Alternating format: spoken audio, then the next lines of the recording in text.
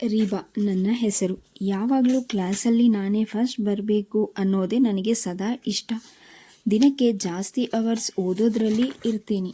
ಇವ್ರ ಜೊತೆ ದೇವಸ್ಥಾನಕ್ಕೆ ಬರ್ತೀನಿ. ಭಾನುವಾರ ಮಿಸ್ ಮಾಡದೆ ಚರ್ಚ್ಗೆ ಹೋಗೋದೇ ನನ್ನ ಹಾಬಿ ಎಂದಳು. Okay, it's my turn now. Sulochana ಅಂತ ನನ್ನ ಹೆಸರು. ನನಗೆ ಮಿಮಿಕ್ರಿ ಮಾಡೋದು ಇಷ್ಟ. ಯಾರ್ಯಾರು ಹೆಂಗೆ ನಡ್ಕೊತಾರೆ ಅದನ್ನು ಒಂದು ಸಾರಿ ಅಬ್ಸರ್ವ್ ಮಾಡಿದ್ರೆ ಸಾಕು, ಹಾಗೆ ಮಾಡ್ತೀನಿ. ಲೀಡರ್ಶಿಪ್ ಮಾಡಬೇಕು ಅನ್ನೋದೇ ನನಗಿಷ್ಟ. ಲ್ಯಾಂಗ್ವೇಜ್ಗಳನ್ನು ಕಲಿಯೋದು ನನ್ನ ಹಾಬಿ. ನನಗೆ ಕನ್ನಡ, ತೆಲುಗು, ಇಂಗ್ಲೀಷ್ ಬರುತ್ತೆ. ಆಮೇಲೆ ಒಂದು ಸರಿ ಹಾಕಿದ ಡಿಸೈನ್ನ ಇನ್ನೊಂದು ಸಾರಿ ಹಾಕೋಕ್ಕೆ ನನಗೆ ಬೇಜಾರು. ಯಾವುದಾದ್ರೂ ಹೊಸ ಡಿಸೈನ್ ಬಂತಂದರೆ ಅದನ್ನು ನಾನು ಫಸ್ಟ್ ಮಾಡ್ತೀನಿ. ಓದೋದು ನೋ ಪ್ರಾಬ್ಲಮ್. ಡ್ಯಾನ್ಸಿಂಗ್ ಮತ್ತು ತಮಾಷೆ ಅಂದರೆ ನನಗಿಷ್ಟ. ಓದೋ ಟೈಮಲ್ಲಿ ಯಾರಾದರೂ ಡಿಸ್ಟರ್ಬ್ ಮಾಡಿದ್ರೆ ಮಾತ್ರ ನನಗೆ ತುಂಬ ಕೋಪ ಬರುತ್ತೆ. ಆ ಟೈಮಲ್ಲಿ ಫ್ರೆಂಡ್ಸನ್ನು ನೋಡಲ್ಲ, ಯಾರನ್ನೂ ನೋಡಲ್ಲ. ತುಂಬ ಜೋರಾಗಿ ನಗೋದು ನನಗಿಷ್ಟ. ನಾನು ಹೇಳ್ದಂಗೆ ಕೇಳ್ದವ್ರಿಗೆ ನಾನು ಏನು ಬೇಕಾದರೂ ಹೆಲ್ಪ್ ಮಾಡ್ತೀನಿ. ಯಾರಾದರೂ ಮುಖ ತಿರುಗಿಸಿ ಹೋದರೆ ಅಷ್ಟೇ ನಿಂದು ಹೇಳು ಈಗ ಎನ್ನುತ್ತಾ ಭ್ರಮರಾಳಿಗೆ ಕೋಕ್ ಕೊಟ್ಟಳು. Sulochana Bhramara is my name. ನನಗೆ ಲೀಡರ್ಶಿಪ್ ಅನ್ನೋ ಆಸೆ ಇಲ್ಲ. ಆದರೆ ಇವರೆಲ್ಲ ನನ್ನೇ ಲೀಡರ್ ಅಂತ ಹೇಳ್ಕೊತಾರೆ. ಇವರನ್ನೆಲ್ಲ ಜೋಪಾನ ಮಾಡೋದು ಅಂದರೆ ನನಗಿಷ್ಟ. ಓದ್ತೀನಿ, ಬರಿತೀನಿ ಅಷ್ಟೇ ಎಂದಳು ರಜನಿ. ನನಗೆ ಹೊಸದನ್ನು ಕಂಡುಹಿಡಿಯೋದಂದರೆ ನನಗಿಷ್ಟ. ನನ್ನ ಎಲ್ಲ ಸಬ್ಜೆಕ್ಟ್ಗಳ ಕ್ವಶನ್ ಪೇಪರ್ಸ್ಗಳನ್ನು ಮುಕ್ಕಾಲು ಭಾಗ ನಾನೇ ಹಿಡಿದಿರೋದು. ನನ್ನ ಎಲ್ಲ ಟೀಚರ್ಸ್ ನನಗೆ ಆ ಸ್ವಾತಂತ್ರ್ಯ ಅವಕಾಶ ಕೊಟ್ಟಿದ್ದಾರೆ. ನನಗೆ ಡ್ಯಾನ್ಸ್ ಇಷ್ಟ. ಯಾರತ್ರನೂ ದ್ವೇಷ ಇಟ್ಕೊಳ್ಳೋಕ್ಕೆ ನನಗೆ ಇಷ್ಟ ಇಲ್ಲ. ಏನಾದರೂ ಹೇಳ್ಕೊಡ್ಬೇಕು ಅಂದರೆ ನನಗೆ ತುಂಬ ಇಷ್ಟ. ಅದು 100 ಸಲ ಆದರೂ ಬೇಜಾರು ಮಾಡ್ಕೊಳ್ಳದೆ ಹೇಳ್ಕೊಡ್ತೀನಿ. ದಟ್ಸ್ ಆಲ್ ಎಂದಳು Rajani. Pallavi is my name. ನನಗೂ ರಜನಿ ಹಾಗೆ ಹೊಸತನ್ನು ಕಂಡು ಹಿಡಿಯೋದು ನನಗಿಷ್ಟ. ರಜನಿ ಜೊತೆ ನಾನು ಸಹ ಮಕ್ಕಳ ಈಕ್ವೇಷನ್ ಪೇಪರ್ಸ್ಗಳನ್ನೆಲ್ಲ ನಾನು ರೆಡಿ ಮಾಡ್ತೀನಿ, ಹೇಳ್ಕೊತೀನಿ. ಪಾಠಗಳನ್ನು ನನಗೆ ಡಿಸೈನಿಂಗ್ ಇಷ್ಟ. Okay, so it's my turn ಎಂದಳು ಶೀಲಾ. ಅಷ್ಟರಲ್ಲಿ ದೇಗುಲದ ಕಾಂಪೌಂಡ್ ಒಳಕ್ಕೆ ಶೀಲಾಳನ್ನು ಹುಡುಕುತ್ತಾ ಶೀಲಾಳ ಗಂಡ ಆನಂದ್ ಬರುತ್ತಿದ್ದ. ಆಂಟಿ, ಆನಂದ್ ಅಣ್ಣ ಬರ್ತಿದ್ದಾರೆ ಅಂದ ಸಚಿನ್. ಇಲ್ಲಿದೆಯಾ? ಅಪ್ಪ ಅಮ್ಮ ಗಾಬರಿ ಮಾಡಿಕೊಂಡು ಫೋನ್ ಮಾಡಿದರು. ಓಕೆ, ನನಗೆ ಆಫೀಸ್ನಲ್ಲಿ ಕೆಲಸ ಇದೆ, ಬರ್ತೀನಿ. ಹಾಯ್ ಚಿಲ್ಡ್ರನ್ ಎಂದು ಹೇಳಿ ಆನಂದ್ ಹಾಗೆಯೇ ವಾಪಸ್ ಹೊರಟು ಹೋದ. ಓಕೆ, ನಾಳೆ ಬಾಯ್ಸ್ ಚಾಯ್ಸ್, ಈಗ ಹೋಗೋಣವಾ ಎಂದು ಹೇಳಿದ್ಲು ಶೀಲಾ. ಆಂಟಿ, ನಿಮ್ಮ ನಂಬರ್ ಕೊಡಿ ಅಂದ ಸಚಿನ್. 1986 ಅಂತ ಜೋರಾಗಿ ಹೇಳಿ ಸಚಿನ್ ಕಿವಿಯಲ್ಲಿ ಪೂರ್ತಿ ನಂಬರ್ ಹೇಳಿ, ನೋಡೋಣ ನಿನ್ನ ಮೆಮೊರಿ ಪವರ್, ಯಾರು ಕಾಲ್ ಮಾಡ್ತಿರೋ ಕಾಯ್ತಿರ್ತೀನಿ. ಥ್ಯಾಂಕ್ಸ್ ಫ್ರೆಂಡ್ಸ್, ಬಾಯ್ ಎಂದು ಹೇಳಿ ಶೀಲಾ ಹೊರಟು ಹೋದಳು. ಶೀಲಾ ಮನೆಗೆ ಹೋಗೋದೇ ತಡ. ಎಲ್ಲಿ ಹೋಗಿದ್ಲೋ ಕೇಳಮ್ಮ ಎಂದಳು ಸದಾನುಂಗಮ್ಮ. ಬಾಳೆಹಣ್ಣು ಬಾಯಿಗೆ ತುಂಬಿಕೊಂಡು, ಹೇ ಯಾವಳಾದರೂ ಹೋಗಲಿ, ನಮಗೇನು ನಡಿಯೇ, ಜಾಮೂನ್ ರೆಡಿಯಾಗಿದೆ, ಎಣ್ಣೆಗೆ ಹಾಕಿ ಕೊಡ್ತೀನಿ ಅಂತ ಅಡಿಗೆ ಮನೆಗೆ ಮಗಳನ್ನು ಕರ್ಕೊಂಡು ಹೋದರು ಪತ್ತಮ್ಮ. ಶೀಲಾ ಗಂಡನ 2 ಜೊತೆ ಬಟ್ಟೆ ತಂದು ನೀರಿಗೆ ಹಾಕಿ ಒಗೆಯಲು ಅಣಿಯಾಗುತ್ತಿದ್ದಳು. ಪತ್ತಮ್ಮ ಬಂದದ್ದೇ ತನ್ನ ಮಗಳು ಹಾಗೂ ತನ್ನ ಗಂಡನ ಬಟ್ಟೆಗಳನ್ನೆಲ್ಲ ಇವಳತ್ತ ಎಸೆದು, ಹೋ ತಗೋ, ಈ ಬಟ್ಟೆಗಳನ್ನು ಕ್ಲೀನಾಗಿ ಒಗೆದು ಹಾಕು. ನಿನ್ನ ಕೋಪನೇನಾದರೂ ಬಟ್ಟೆ ಮೇಲೆ ತೋರಿಸಿದ್ರೆ ಎಂದು ಹೇಳುತ್ತಾ ಒಳನಡೆದಳು. ಪಕ್ಕದ ಮನೆಯಿಂದ ಸೌಮ್ಯ ಮತ್ತು ಸಂಗಡಿಗರೆಲ್ಲ ಮೊಬೈಲ್ ಹಿಡಿದು ರೆಡಿಯಾದರು. ಶೀಲಾಳನ್ನು ಕಂಡು ತಕ್ಷಣ ರಿಂಗ್ ಮಾಡಿದರು. ತಕ್ಷಣ ಓಡಿ ಹೋಗಿ ಶೀಲಾ ತನ್ನ ಮೊಬೈಲನ್ನು ಸೇಫಾಗಿ ಯಾರಿಗೂ ಕಾಣದ ಹಾಗೆ ಇಟ್ಕೊಂಡು ಇಯರ್ಫೋನ್ಗಳನ್ನು ಕಿವಿಗೆ ಸಿಕ್ಕಿಸಿಕೊಂಡು ಮತ್ತೆ ಬಟ್ಟೆ ಒಗೆಯಲು ಹೋಗುತ್ತಾ ಆನ್ ಮಾಡಿದಳು. ಮಿಸ್ ಎಸ್ ಎಂದಳು. ಆಂಟಿ, ನಾನು ಇಬ್ರಾನ್. ಏನು ಮಾಡ್ತಿದ್ದೀರಾ ಎಂದು ಪಕ್ಕದಲ್ಲಿದ್ದ ರಜನಿ, ಅಯ್ಯೋ ಪೆದ್ದ, ನಮ್ಗೆದ್ರಿಗೆ ಬಟ್ಟೆ ಒಗಿತಿದ್ದಾರೆ, ನೋಡ್ಕೊಂಡು ಈ ಪ್ರಶ್ನೆ ಕೇಳ್ತೀಯಲ್ಲೋ ಅಂದ್ಲು.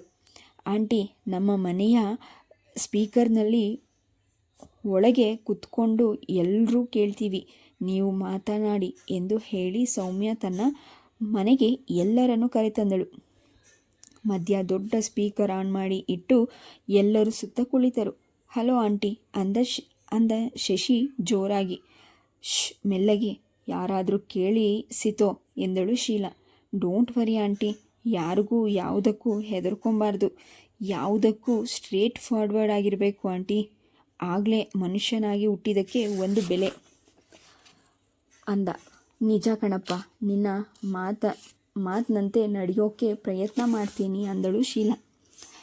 ನಾನು ಯಾರು ಅಂತ ಒಂದು ಸ್ವಲ್ಪ ದಿನ ಆಗಲಿ ಇವರಿಗೆಲ್ಲ ತೋರಿಸ್ತೀನಿ ಅಂತ ಮನದಲ್ಲೇ ಹೇಳಿಕೊಂಡ್ಳು. ಆಂಟಿ, ನಿಮಗೆ ಹಾಡು ಬರುತ್ತೆ ಅಂದ್ರಲ್ಲ, ಒಂದು ಹಾಡು ಹೇಳ್ಕೊಂಡು ಕೆಲಸ ಮಾಡಿ, ನಿಮಗೆ ಆಯಾಸ ಅನ್ಸಲ್ಲ ಪ್ಲೀಸ್ ಅಂದಳು ಪಲ್ಲವಿ. ಅಯ್ಯೋ, ಇದು ಯಾವೂರ ದಾಸಯ್ಯನೋ ಐಡಿಯಾ ಇದು. ಇದೇನು ಸಿನಿಮಾನ? ಬ್ಯಾಕ್ಗ್ರೌಂಡಲ್ಲಿ ಸಾಂಗ್ ಹಾಕಿಬಿಟ್ಟು ಬೆಟ್ಟ ಹತ್ತುವಾಗಲೆಲ್ಲ ಊಟ ನೀರು ಹೊಟ್ಟೆಗೇನು ಬೀಳದೆ ಹಾಗೆ ಹೈ ಪಿಚ್ನಲ್ಲಿ ಹಾಡೋಕ್ಕೆ, ಬಟ್ಟೆ ಒಗೆದು ಸುಸ್ತಾಗೋಕ್ಕೂ ಮುಂಚೆ ಇವರಿಗೆಲ್ಲ ಸ್ವಲ್ಪ ಒಂದೇ ಸಮನೆ ಎಲ್ಲ ನೋ ಅಲ್ಲಗೆಳೆಯುತ್ತಾ ಶಶಿ. ಹೌದು, ಶಶಿ ಹೇಳ್ತಿರೋದು ನಿಜ. ನಾನು ಬಟ್ಟೆ ಒಗಿತೀನಿ, ನೀವೇನಾದರೂ ಮಾತನಾಡಿ, ಕೆಲಸ ಎಲ್ಲ ಮುಗಿದ ಮೇಲೆ ಮಾಡ್ತೀನಿ ನಾನೇ ಅಂದಳು ಶೀಲಾ. ಹಾಗೆ ಈ ಶಶಿ ಫುಲ್ ಖುಷಿ ಆಗೋದ ಆಂಟಿ. ನನ್ನ ಮಾತಿಗೆ ನೀವು ಬೆಲೆ ಕೊಟ್ರಿ ಅಂದಮೇಲೆ ನೀವೇ ಅರ್ಥ ಮಾಡ್ಕೊಳ್ಳಿ. ಮೊದಲೇ ಗ್ರ್ಯಾಜುಯೇಟ್, ಅದಕ್ಕೆ ನಿಮಗೆ ಥ್ಯಾಂಕ್ಸ್ ಅಂದ. ಮಕ್ಕಳೆಲ್ಲ ಒಂದೇ ಸಮನೆ ಅದು ಇದು ಮಾತನಾಡುತ್ತಲೇ ಇದ್ದರು. ಶೀಲಾಳಿಗೆ ತಾನು ಎಲ್ಲಿ ಬಟ್ಟೆ ಒಗೆದದೇ ಗೊತ್ತಾಗಲಿಲ್ಲ. ಬಟ್ಟೆಗಳನ್ನೆಲ್ಲ ಬಿಸಿಲಿನಲ್ಲಿ ಒಣಗಿ ಹಾಕಿ ಮನೆಯ ಒಳಕ್ಕೆ ಬಂದ. ಮನೆಯನ್ನು ಒಂದು ಕಡೆಯಿಂದ ಗುಡಿಸಿ ಸ್ವಚ್ಛಗೊಳಿಸಿದಳು. ಪತ್ತಮ್ಮ, ಸದಾನುಗಮ್ಮ, ಮಾವಯ್ಯನರು ಗಮನವೇ ಈಕೆಗೆ ಹೊರಟು ಹೋಯಿತು. ಕಿವಿಯ ತುಂಬಿದ್ದ ಆ ಮಕ್ಕಳ ಮಾತುಕತೆ, ಹಾಸ್ಯ, ಮೋಜು ಮನಸ್ಸಿಗೆ ಉಲ್ಲಾಸ ನೀಡುತ್ತಿತ್ತು. ಹಾಗೆಯೇ ಮಧ್ಯಾಹ್ನದ ಅಡಿಗೆ ಮಾಡಿ ಆ ಮೂವರಿಗೂ ಊಟಕ್ಕಿಟ್ಟು ಶೀಲಾ ತಾನು ಕೊಠಡಿಗೆ ಹೋಗಿ ಕುಳಿತಳು. ಮಕ್ಕಳ ಜೊತೆ ಮಾತಿನಲ್ಲಿ ಕೊಂಚ ಮೈಮರೆತಳು. ತಕ್ಷಣ ಪತ್ತಮ್ಮ, ಲೇ ಬಾರೆ ಇಲ್ಲಿ ಎನ್ನುತ್ತಾ ಸರಸರನೆ ಎದ್ದು ಬಂದು ಕೊಠಡಿಯಲ್ಲಿ ಕುಳಿತಿದ್ದ ಶೀಲಾಳು ಬೆಚ್ಚುವಂತೆ ಗದರುತ್ತಾ, ನಾವು ತಿಂದು ಹಾಕ್ತಿದ್ದೀವಿ ಅನ್ನೋ ಹೊಟ್ಟೆ ಕಿಚ್ಚೇನೆ ನಿನಗೆ? ಸರಿಯಾಗಿ ಸಾರಿಗೂ ಉಪ್ಪಾಕೋಕ್ಕೂ ಬರಲ್ವಾ ನಿಂಗೆ? ನೀನು ಯಾವಳೆ ಹೆಣ್ಣು ಅಂತ ಬೀಗಿದ್ದ. ಅಂದ ತಕ್ಷಣ ಶೀಲಾ 2-3 ಹೆಜ್ಜೆ ಮುಂದೆ ಸರಸರನೆ ಓದು ಅತ್ತೆಯ ಕಪಾಳಕ್ಕೆ ಹೊಡೆಯಲು ಕೈ ಎತ್ತಿದಳು. ಕೆಂಗಣ್ಣು ಮಾಡಿಕೊಂಡು ಪತ್ತಮ್ಮ ಹೆದರಿ, ಅಮ್ಮ, ಅಯ್ಯೋ ಹೋಯ್ತ್ರೀ, ನನ್ನ ಮಾನ ಹೋಯ್ತು, ಮರ್ಯಾದೆ ಹೋಯ್ತು, ಎಲ್ಲ ಹೋಯ್ತು ಎಂದು ಗೋಳಾಡುತ್ತಾ ಡೈನಿಂಗ್ ರೂಮ್ಗೆ ಬಂದು ಕುಳಿತು ಮುಂದುವರೆಸಿದಳು. ಏನಾಯ್ತೆ, ಅದೇನು ಬೊಗಳೆ ಎಂದು ಮಾವಯ್ಯ ತಾನು ದನಿಗೂಡಿಸಿದ. ಅಷ್ಟಕ್ಕೆ ಇವಳು ನನ್ನನ್ನು ಹೊಡೆಯೋಕೆ ಕೈ ಎತ್ತಿ ಬಿಟ್ಲು ಕಣ್ರಿ.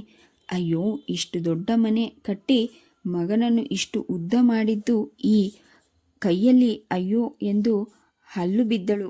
ಮಾವಯ್ಯ ಬಿರಣಿ ಶೀಲಾ ಕೊಠಡಿಯತ್ತ ಹೊರಟು ಶೀಲಾ ದಡಾರೆಂದು ಬಾಗಿಲು ಹಾಕಿಕೊಂಡಳು. ಹಾಸಿಗೆ ಮೇಲೆ ರಪ್ಪೆಂದು ಕುಳಿತು, ಏನಾಂಟಿ ಟೈಗರ್ ಟೆರರ್ ತೋರಿಸಿದ್ರು ಅಂತ ಕಾಣುತ್ತೆ. ವೆರಿ ಗುಡ್ ಲ್ಯಾಂಗ್ವೇಜ್, ನಾವೆಲ್ಲ ಇದ್ದೀವಿ ನಿಮ್ಮ ಬಲಗೈ ಬಂಟ್ರು ಅಂತ ತಗೊಳ್ಳಿ. ಅಂಥವರಿಗೆ ಇಂತಿಂಥ ಭಾಷೆ ಅಂತಾನೆ ಇರುತ್ತೆ ಕ್ಯಾರೆ ಅಂತ ಅಂದ ಶಶಿ. ಆಂಟಿ, ನಿಜ ಹೇಳಬೇಕಂದ್ರೆ ಹಾಡು ಹೇಳೋಕೆ ಇದೇ ಸಮಯ. ಫುಲ್ ಸ್ಪಿರಿಟ್ ಇರುತ್ತೆ, ಹಾಡಿ, ವಾಯ್ಸ್ ಚೆನ್ನಾಗಿ ಕೂರುತ್ತೆ ಈ ಥರ ರೇಂಜ್ನಲ್ಲಿದ್ದಾಗ. ಶುರು ಮಾಡಿ, ಬರಲಿ ಅಂದ ಶಶಿ. ಶೀಲಾ ಸ್ವರ ಆರಂಭಿಸಿಯೇ ಬಿಟ್ಟಳು. ಮುದ್ದು ಅಮ್ಮ ನಿನ್ನ ನೆನೆಸುತ್ತಾರೆ ಚಿನ್ನ, ಕರುಳಿಸುತ್ತಾ ನನ್ನ ಹೃದಯ ನೊಂದಿದೆ. ಶೀಲಾ ಹಾಡುತ್ತಾ ಎದ್ದು ಹಾಗೆಯೇ ದುಃಖವಂತಾಗಿ ಅಳುತ್ತಾ ಹಾಸಿಗೆ ಮೇಲೆ ಬೋರಲು ಮಲಗಿ ದುಃಖ ಆರಂಭಿಸಿದಳು. ಆಕೆ ಆಕೆಯು ಅವಳನ್ನು ಕೇಳಿಸಿಕೊಂಡು ಆಕೆಯ ಅಳುವನ್ನು ಕೇಳಿಸಿಕೊಂಡು ಮಕ್ಕಳು, ಓ ಏನೋ ಎಡವಟ್ಟಾಗಿದೆ ಆಂಟಿಗೆ, ಎಲ್ಲೋ ದೊಡ್ಡ ಮೋಸವಾಗಿದೆ ಎಂದೆನಿಸುತ್ತದೆ, ಇದನ್ನು ಹೇಗೆ ಕಂಡುಹಿಡಿಯುವುದು ಎಂದು ಲಿಯೋ ಜಾಯ್ಸ್ ಎಂಬ ಹುಡುಗ, ನಾವೆಲ್ಲ ಒಂದು ಕೆಲಸ ಮಾಡಬೇಕು, ಹೇಗಾದರೂ ಮಾಡಿ ಆ ಆಂಟಿಯ ತಂದೆ ತಾಯಿ ಬಂಧು ಬಳಗದವರ ಫೋನ್ ನಂಬರ್ ಅಡ್ರೆಸ್ ತೆಗೆದುಕೊಂಡು ಅವರನ್ನೇ ಸಂಪರ್ಕಿಸಬೇಕು, ಈಗ ಎಲ್ಲವೂ ತಿಳಿಯುತ್ತದೆ ಎಂದು ಹೇಳಿದ ಅರವಿಂದ್ ಎಂಬಾತ.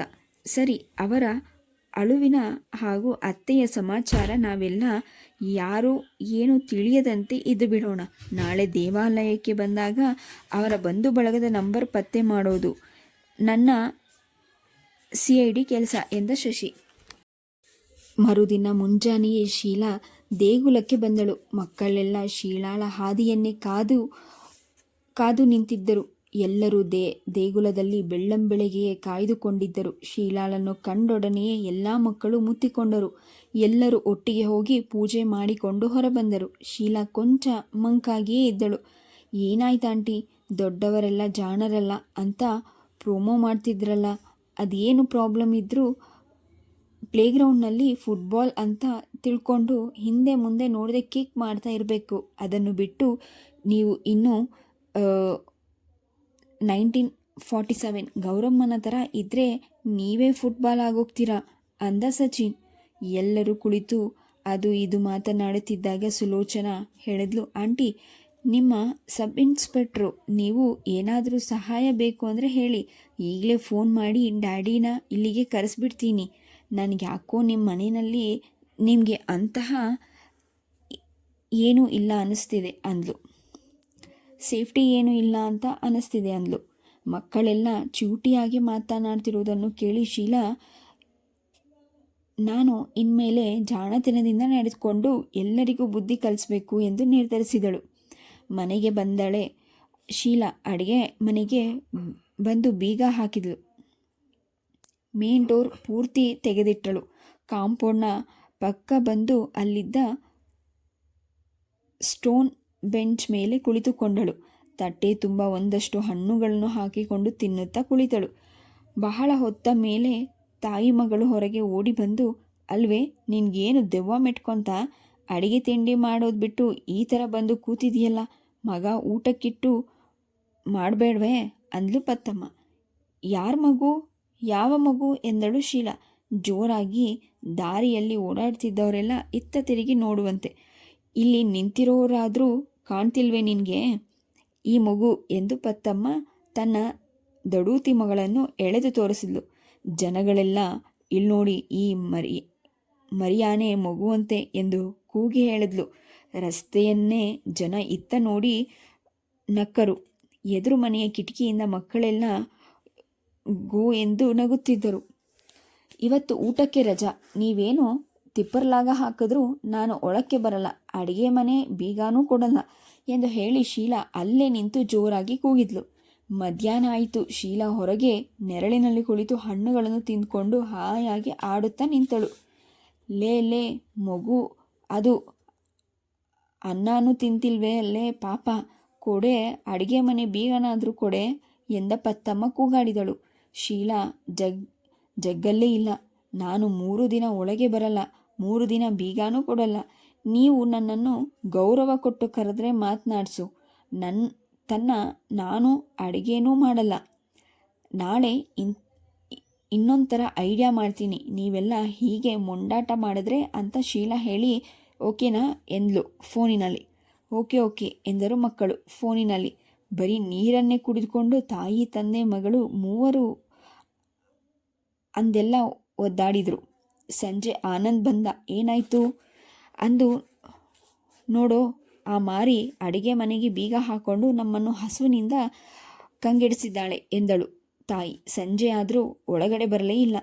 ರಾತ್ರಿ ಆದಾಗ ಹೋಗಿ ಸ್ವಲ್ಪ ಅಡಿಗೆ ಮಾಡಿ ಡೈನಿಂಗ್ ಟೇಬಲ್ ಮೇಲೆ ತಂದಿಟ್ಟು, ಇವತ್ತು ಒಂದು ಹೊತ್ತು ಸ್ವಲ್ಪ ತಿನ್ಕೊಳ್ಳಿ, ನಾಳೆ ಬೆಳಿಗ್ಗೆ ಎದ್ದು 6 ಗಂಟೆಗೇ ಬಂದು ನನಗೆ ಮೂವರು ಗುಡ್ ಮಾರ್ನಿಂಗ್ ಹೇಳಲಿಲ್ಲ ಅಂದರೆ ನಿಮಗೆ ಸರಿಯಾಗಿ ಬುದ್ಧಿ ಕಲಿಸ್ತೀನಿ ಅಂತ ಹೇಳಿ ತಾನು ತಿಂದು ಹೋಗಿ ಮಲಗಿದ್ಲು.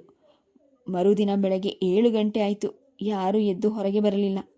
ಶೀಲಾ ಹೋದವಳೆ ಮತ್ತೆ ಅಡಿಗೆ ಮನೆ ಜೊತೆ ಎಲ್ಲ ಬಾತ್ರೂಮ್ಗಳಿಗೂ ಬೀಗ ಹಾಕಿಕೊಂಡು ಆಚೆ ಬಂದು ಬಿಟ್ಟಳು.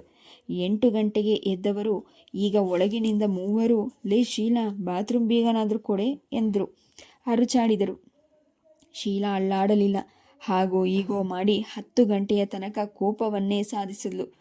ಅವರು 10 ಗಂಟೆ ಆದ ಮೇಲೆ ತಡೆಯಲಾಗದೆ ಓಡಿ ಬಂದು, ಅಮ್ಮ ತಾಯಿ, ನಾವು ಸೋತೆವು, ನೀನೇ ಗೆದ್ದೆ, ತಪ್ಪಾಯಿತು. ಇನ್ನು ಮೇಲೆ ಮನೆಯಲ್ಲಿ ನಾವು ಸಹ ಒಂದಷ್ಟು ಕೆಲಸಗಳನ್ನು ಹಂಚಿಕೊಂಡು ಮಾಡುತ್ತೇವೆ. ದಯವಿಟ್ಟು ಕೈ ಮುಗಿತೀವಿ, ಬಾತ್ರೂಮ್ ಬೀಗ ಕೊಡಮ್ಮ ಎಂದಳು.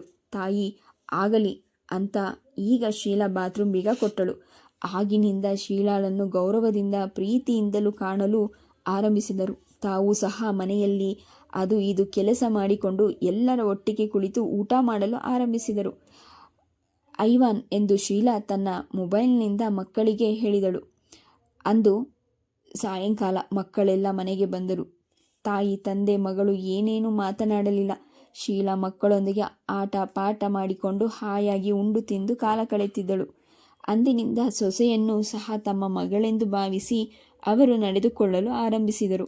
ಅಹಂಕಾರವನ್ನು ಈ ರೀತಿಯಾದ ಉದಾಸೀನ ಮಾಡೋದೇ ಮದ್ದು ಎಂದು ಶೀಲಾ ಅವರಿಗೆಲ್ಲ ಪಾಠ ಕಲಿಸಿ ಹಾಯಾಗಿ ಜೀವನ ಮಾಡಿದಳು. ಧನ್ಯವಾದಗಳು. Please subscribe the channel, like and share.